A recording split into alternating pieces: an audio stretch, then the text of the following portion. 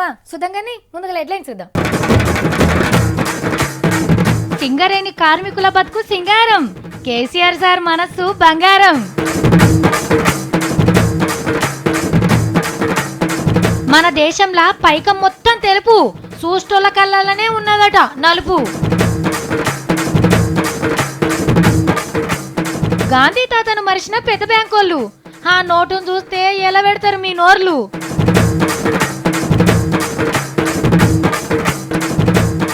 రాముల వారు కొద్దట నోట్లు, భక్తితోనే తీసుకోవండి మీ కారెట్లు. రైతు పాటలు పాడుతున్న శక్తి. నీరు నీరు నీరు రైతు కంత నీరు, చూడనైన చూడరెవ్వరు. మా ఆఫీస్లో ఒక అన్న ఉంటాడు, ఆయనకు మొన్ననే లగ్గమైతే మేమందరం పోయొచ్చినాం. అయితే వాళ్ళ నాయన సింగరేణి ఆఫీస్లో కొలువు చేస్తాడు. ఇక మొన్న నా దగ్గరకు వచ్చి మస్తు బాధపడ్డాడు. ఛీ సావిత్రి, అనవసరంగా పెళ్లి చేసుకున్నా, అదే ఒక 6 నెలలు ఆగుంటేనా నా తలరాతనే మారిపోయేది. లగ్జరీ కార్లో తిరిగేటోన్ని ఇప్పుడేమో ఉత్త డొక్కు మోటార్ సైకిల్ మీద తిరుగుతున్నా అని బాధపడబట్టే. అరే ఇప్పుడు ఏమైందన్నా అనంటే, ఏం లేదు సావిత్రి, మా నాయన కొలువు ఇప్పుడు నాకు వస్తుంది, నేను ఇప్పుడు పెళ్లి చేసుకుంటే నాకు మస్తు కట్నం వచ్చేది కదా అని అన్నాడు. సరే ఇప్పుడు ఈ ముచ్చట మనకెందుకు కానీ అసెంబ్లీలో కూడా వారసత్వ కొలువుల మీదే జరిగింది. అదేందో చూడండి. సభ షురు అవుడుతోనే కాంగ్రెస్ వాళ్ళు లేచి లొలి షురువు చేసిండ్రు. నిన్న సీఎం సారు ఫీజు రియంబర్స్మెంట్ బకాయిల మీద మాట్లాడంగానే సభ ఒడిచింది. మేం దాని మీద సార్ని అడగాల్సిన ముచ్చట్లున్నాయి, దాని మీద మళ్ళా మాట్లాడాలా అని పట్టుబట్టిండ్రు. Please give them, but under the pretext of protesting there cannot be లంబా చౌడా స్పీచెస్ సార్. మనం తినాలే, మేము కూడా భోజనం చేయాలి, మళ్ళీ సింగరేణి సార్. ఇక ఇంతకు మించి సబ్జెక్టే లేనట్టు, ఇంతకుముందు విషయమే లేనట్టు రాష్ట్రంలో ఉన్నట్టు కరెక్ట్ కాదు. అట్లనే ఇంకో కొంతసేపు కూడా లొలి నడిచింది. ఆఖరికి సభలకెళ్లి వాకౌట్ చేసి వెళ్ళిపోయిండ్రు కాంగ్రెస్ వాళ్ళు. తర్వాత సింగరేణి కార్మికుల మీద చర్చ శురువైంది. సింగరేణి తెలంగాణ కొంగు బంగారం అధ్యక్ష, ఇచ్చిన మాట కట్టుబడి డిపెండెంట్ ఉద్యోగాల హక్కును పునరుద్ధరించాం. దాదాపు 2 దశాబ్దాల తర్వాత సింగరేణి డిపెండెంట్ ఉద్యోగాల నియామక ప్రక్రియ మళ్ళీ ప్రారంభమైంది. 1 లక్ష రూపాయలు కూడా ఆ రోజు కార్మికుడు యాక్సిడెంట్లో చనిపోతే ఇవ్వనటువంటి పరిస్థితిని మార్చి ఈరోజు 36 లక్షల రూపాయలు ఇవ్వమని చెప్పి ప్రభుత్వం ఆదేశం వచ్చింది అధ్యక్ష. 36 లక్షల రూపాయలే కాదు, డిపెండెంట్ ఎంప్లాయ్మెంట్ కూడా ఇమ్మీడియట్ 10-15 డేస్ లోపల ఇవ్వాలి. ఒకవేళ వాళ్ళకి డిపెండెంట్ ఎంప్లాయ్మెంట్ తీసుకునే పరిస్థితి లేకపోతే ఇంకో 12.5 లక్షలు కూడా అదనంగా ఇస్తారు అధ్యక్ష, 12.5 lakhs. వారసత్వ కొలువుల మీద మళ్ళోపరి తీయని ముచ్చట చెప్పిండు సీఎం సారు. ఇంకిన్ని కొత్త కొలువులు లాభాలల్లా 23% కార్మికులకు వాటా ఇస్తామన్నాడు. 11,600 మందికి కొత్తగా ఉద్యోగాలు కూడా కల్పించబోతాం ఈ మైన్స్ తెరవడం ద్వారా కూడా. ఆ నడుమ మా సత్తిగాడు 2000 నోట్లు 500 నోట్లు 10 గలా తీసుకొచ్చిండు. సత్తి గినిగాన పైసలు ఎక్కడిరా అని అడిగితే, మా దోస్తుగా నాకు అప్పించిండక్క, నువ్వు దాచిపెట్ట అన్నాడు. సరే అయితే 4 మార్లు దాచిపెట్టినా. అప్పటికొచ్చిన పైసలు కాబట్టి తెల్లారి ఇంటికి రా అవే కట్టినా.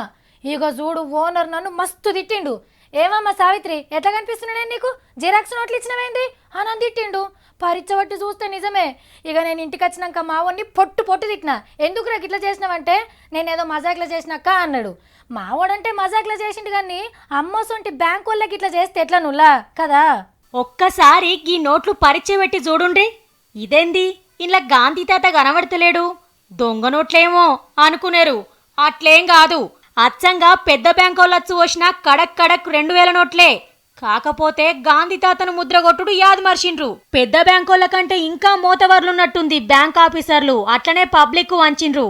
మహారాష్ట్రలో ఒక బ్యాంకోళ్ళు 2 రైతులకు కలిపి 3 2000 నోట్లు చేతిలో పెట్టిండ్రు. వాళ్ళు తీసుకుపోయి ఊళ్ళో మార్చుకోబోతే, ఇలా గాంధీ బొమ్మ లేదు, దొంగ నోటు ఏడికెళ్ళి తెచ్చినావు అని గద్దాయించిండ్రట. మళ్ళా బ్యాంకుల తనకొస్తే, ఏం కాదు అసలు నోటే, అచ్చు చక్కగా పడలేదని మార్చిచ్చిండ్రు. కానీ గింత సోయి లేకుండా పెద్ద బ్యాంకోళ్ళు నోట్లు ఎట్లా అచ్చు వస్తున్నారో తెలుస్తలేదులా. మొన్ననే కొత్త 500 నోట్లల్లా గాంధీ తాత బొమ్మ చక్కగా పడలేదని 500 కోట్ల నోట్లు వెనక్కి తీసుకున్నారు. ఇప్పుడు 2000 నోట్లల్లా గాంధీ తాతనే లేపేసిండ్రు. పెద్ద బ్యాంకోళ్ళు అచ్చు పోసే నోట్లే గిట్లున్నాక ఇక దొంగ నోట్ల జిరాక్స్ కాయిదాలు దిష్టోల గురించి చెప్పాలనా? ఎందుకన్నా మంచిది కొత్త నోట్లు తీసుకుంటప్పుడు గాంధీ తాత నవ్వుతాండో లేదో ఓసారి చూసుకోర్రి. మనం అనుకుంటాం కానీ పోలీసు వాళ్ళు దొంగ బట్టే వసగాలను పట్టుకోవాలనుకుంటే ఎవ్వరిని ఇడిచిపెట్టరు. వాళ్ళు కానీ మనసు గట్టి పని చేయాలి, ఏడున్నా దొరకబడతారు. చుట్టాలను ఎంక్వైరీ చేస్తారు, సీసీటీవీలు చూస్తారు, ఏలుముద్రలు చెకింగ్ చేస్తారు, ఫోన్ నంబర్లు ట్రాప్ చేస్తారు, ఏడున్నా బయటికి గుంచుతారు అంతే.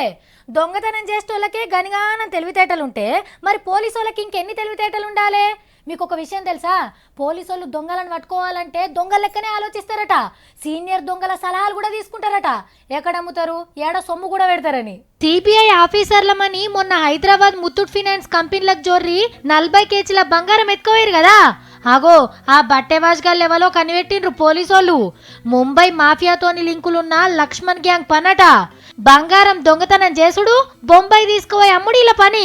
మొత్తం 6 కలిసి చేసిన దొంగతనంలా 2 ముంబై కాడ దొరకబట్టిండ్రు పోలీసోళ్ళు. వాళ్ళని లోపటే చూతికితే దొంగతనం ఎట్లా చేసినామన్నది మొత్తం చెప్పిర్రు. కానీ ఇది ఇవాళ అనుకొని రేపు చేసిన దొంగతనం కాదులో, పెద్ద సినిమా కథనే ఉన్నది. దొంగతనం చేసిన వాళ్ళంతా పాత ఖైదీలేనట. మహారాష్ట్రలో ఉన్న జైల్లో దోస్తులైనరట 6. ఇంకో 2 నెలలు అయితే జైళ్ళకెళ్ళి విడుదలైతే మనంగా ఈ దోపిడికి పిల్లలు లేచిండ్రట. జైళ్ళకెళ్ళి వచ్చినాక కర్ణాటకలో అడ్డాబెట్టి హైదరాబాద్ ముత్తూట్ ఫైనాన్స్ మీద నజరేసిండ్రు. డిసెంబర్ 28 తారీఖు నాడు ముహూర్తం పెట్టుకొని మంచిగా దోసుకొని వెళ్ళిపోయిండ్రు. వాళ్ళు వచ్చిన కారు కూడా దొంగతనం చేసిండే. పోయేటప్పుడు ముఖ్యమంత్రో మంత్రో పోతా అంటే ముంగట పోలీసు వాళ్ళు కార్లు బైక్ల మీద తొవ్వ క్లియర్ చేస్తారు కదా, అట్లా 2 ముంగట బండ్ల మీద పెట్టి పట్నం దాటిండ్రు. తొవ్వ పొంట పోతా అంటే 3 సార్లు నంబర్ ప్లేట్లు మార్చిండ్రట. ఫోన్లు వాడితే దొరుకుతామని ఫోన్లల్లో మాట్లాడు బంద్ పెట్టిరట. తర్వాత రైల్ స్టేషన్ల బండ్లు పెట్టి రైలు ఎక్కి చక్కగా బొంబాయి పోయిండ్రు. ఇప్పుడు 2 పట్టుకున్నారు కానీ సొమ్ము అయితే దొరకలే. కడమోళ్ళను కూడా రేపో మాపో దొరకబడతామంటున్నారు పోలీసు వాళ్ళు. కానీ ఏమన్నా అప్డేట్ అయినరా దొంగలు? సినిమాలను మంచిగా చూస్తున్నట్టున్నారు పోండ్రి. అగ్గిఫుల్ల కాడికెళ్ళి వేసుకునే అంగిరాక తయారు చేసిన కంఫినోడే ధరలు ఫిస్క్ చేస్తాడు. కానీ పంట పండించే రైతు ధరలు ఫిస్క్ చేసుకోలేకపోతున్నాడు. అమ్మో ఇడియల రైతుల మీద పడ్డాడు కదా సత్తి. మాఫనక ఫగలనక ఫురుగనక భూషణక తెల్లందాక పొద్దుందాక తిప్పలవాడి రైతు పంట పండించి అంగడికి తీసుకొస్తే ఆటానకిస్తావా ఆ చారానకిస్తావా అంట అని బేరాలు ఆడతారు. సత్తి రైతుకు రేటు ఖరారు చేసే కథ ఏడున్నదిరా? ఉన్న ఊరిని కాదని బువ్వ పెట్టే భూమిని విడిచిపెట్టి ఇడ కూర్చొని వచ్చి మంచిగా ఆడతలు చదువుతున్నది. నీకున్నదా గర్వం ఏమన్నా? నువ్వు మళ్ళా నా మీద పడ్డవేంది? ఇప్పుడు నేనేమన్నా నిన్ను మళ్ళా ఊరికో కూల్ చేసుకోవాలని ఉందా ఏంది? ఊళ్ళోనే ఉండి మంచిగా చేను పని చేసుకుని ఉంటే రైతు లేక మంచిగా ఎంత ఇజ్జత్ ఉంటుండే నాకు. ఇడికి వచ్చినావు నువ్వు మేకప్ వేసుకున్నావు, నన్ను ఆడతలకు తోలుతున్నావు. ఏం చేద్దాం మరి, బోర్లేస్తివి నీళ్ళు పడకపాయే, భూమి పడవ పెట్టి ఇడికి వచ్చినావు కదరా. రైతు అంటే ఎంత మంచోడాక, పండించిన మంచి మంచి కూరగాయలన్నీ అంగట్లేసి అమ్ముకుంటాడు, పుచ్చిపోయిన కూరగాయలు తింటాడు, సన్న బియ్యం పండించి మార్కెట్కి వేస్తాడు, కోఫిన్ బియ్యం తెచ్చుకొని తింటాడు. కరెక్టే సత్తి, రైతుకు రోగం వచ్చినా దవాఖానలో చూపెట్టుకోడు, కానీ పంటకి రోగం వస్తే పుస్తలమ్మి మందు కొడతారా. అయితే ఇప్పుడు ఏమైంది చెప్పు? కరెంటు కష్టాలు రో రైతన్న, కన్నీటి ఎదలాయరో రైతన్న, వచ్చి ఫాయేలైన ముఫ్ఫు వెట్టి ఫాయే, వర్ష తడులాసేను మొత్తం ఎండి ఫాయే, మొదటి మాడి మీద ఆశలెక్కువాయే, పొద్దంత రందాయరో రైతన్న, బతుకంత బాధాయరో రైతన్న. అబ్బా రైతు కోసం నాకు తెలియదారా? సరే ఇప్పుడు ఈ పాటలు ఎందుకు, నీ తిప్పలేంది అసలు? ఇల్లు వాకిలి గుదువ పెట్టిండ్రో రైతన్న, మీరు బోరు పంపులు తెచ్చినారయ్యో. అయ్యో సత్తి, ఈ పాటలు చిన్నప్పటి సంది ఇంటనే ఉన్నాంరా. పాటలు మళ్ళా మళ్ళీ ఎందుకు పాడుతున్నావు? నీరు నీరు నీరు రైతు కంట నీరు, చూడనైన చూడరెవ్వరు,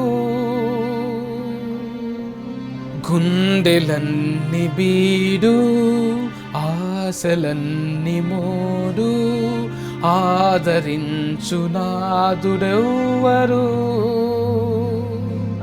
సత్తి, ఇది చిరంజీవి సార్ ఖైదీ నెంబర్ 150 సినిమాల పాట కదరా? సూపర్ ఉంది, కన్నీళ్ళు తెప్పిస్తుంది సత్తి నిజంగానే. ఇప్పటిదాకా వాడినే అని రైతుల పాటలు కారా అక్క? చిరంజీవి సార్ వాడితేనే వాడినట్ట, నేను వాడితే వాడినట్టు కారా? అంటే అట్లా కాదు సత్తి, పెద్ద హీరోలు కూడా రైతుల కష్టాలు పట్టించుకుంటే మనం తారీఫ్ చేయాలి కదా. నేను చిన్నగున్నప్పటి సంది గోసవాడ రైతుల పాటలు వాడుతున్నా, ఎవ్వరు బాధపడతలేరు కానీ ఇప్పుడు ఎందుకు అక్క ఈయన గంతగానం బాధపడుతుండ్రు? కాదు సత్తి, చిరంజీవి సార్ పాట కదా, కన్నీళ్ళు వస్తాయి కానీ కష్టాలు ఏం దూరం కావు కదా. చిరంజీవి సార్ పాటతోని ఎంతమందికి గర్వం పెరిగింది అక్క రైతులకు. ఇంటర్నెట్లో మస్తు మంది చూస్తుర్రంట. కరెక్టే సత్తి, సెలబ్రిటీ వచ్చి చెప్తే మంచిగా గౌరవం ఇస్తాం, కానీ మన పక్క పొంటే రైతులు కష్టాలు పడితే మాత్రం పట్టించుకోం. నేను కూడా చిరంజీవి సార్ లెక్కనే జిమ్ ఫైంట్ టీ షర్ట్ వేసుకొని డాన్సింగ్లు చేసుకుంటూ చెప్తాక రైతులకు మస్తు పేరు వస్తుంది. అరే నీకు తెలుసుగా సత్తి, ఓ పారి కళ్ళ నిండారా నువ్వే చూసినావు. నేను రైతును, నేను అప్పులాలున్న ఆదుకోమంటే ఎవ్వలన్నా పట్టించుకున్నారా? రోడ్ల మీద తిరిగినా ఎవ్వరు పట్టించుకోర్రా. ఇంద్ర సినిమాలు అయితే గల్లు గల్లు మని సిరిమువల్లే సినుకే రాలగా అంటే 4 సినుకులు పడ్డాయి. ఇప్పుడు రైతుల మీద పాట పాడితే రైతుల తిప్పలని పోతాయి.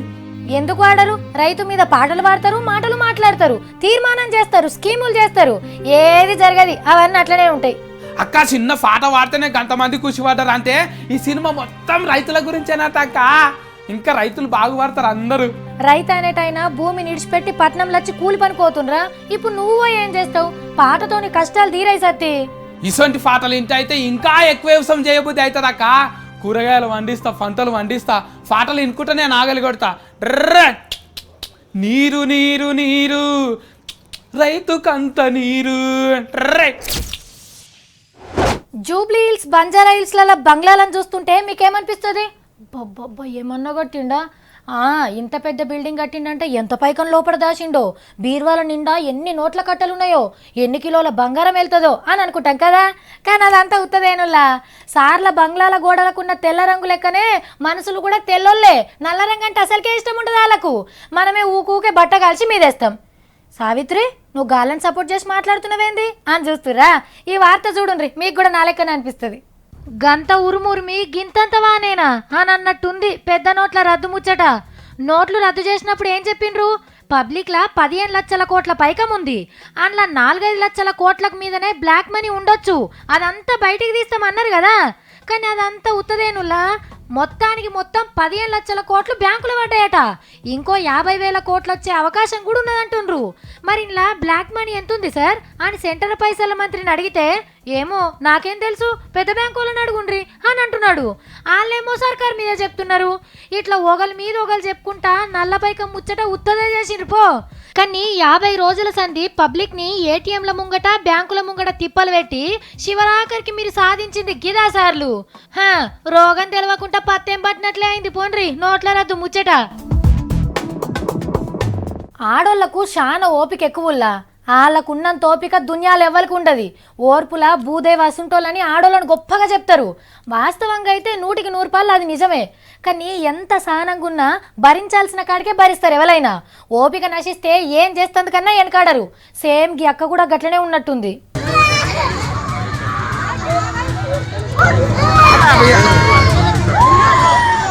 అయ్యయ్యో పాపం, ఆడామెను పోలీసులు గట్ల చేస్తుండ్రు. ఎందుల్లా ఏమన్నా దొంగతనం గిట్లా చేసిందా ఏంది? జీబులకు ఎక్కిస్తున్నారు. పక్క పొంటున్న పిల్లగాడు ఎక్కేడుస్తున్నాడు. అంత గాయ ఉంది. ఏమైందచ్చు అని అనుకుంటున్నారు కదా. ఢిల్లీలో పెద్ద బ్యాంకు కాడ నోట్లు మార్చుకునేందుకు పడ్డ తిప్పలి. డిసెంబర్ 31 తర్వాత పెద్ద బ్యాంకులనే నోట్లు మార్చుకోవాలని అన్నారు కదా. అక్క కూడా పోయింది మరి మార్చుకుందామని. కానీ అక్క తాన ఆధార్ కార్డ్ లేదు. కార్డ్ చూపిస్తేనే లోపలికి పంపిస్తామని పోలీసు వాళ్ళు. నోట్లు మార్చుకోకుంటే నేను బతకలేను అని ఈ అక్క. నీ బువ్వ బుగ్గి మాకెందుకు, కార్డ్ చూపియాల్సిందే అని వీళ్ళు. శివరాఖరికి ఏం చేసేది లేక ఇట్లా బట్టలు ఇప్పి పెద్ద బ్యాంకు కాడ నిరసన తెలిపింది. నేను వయేస్తా మరి. నమస్తే.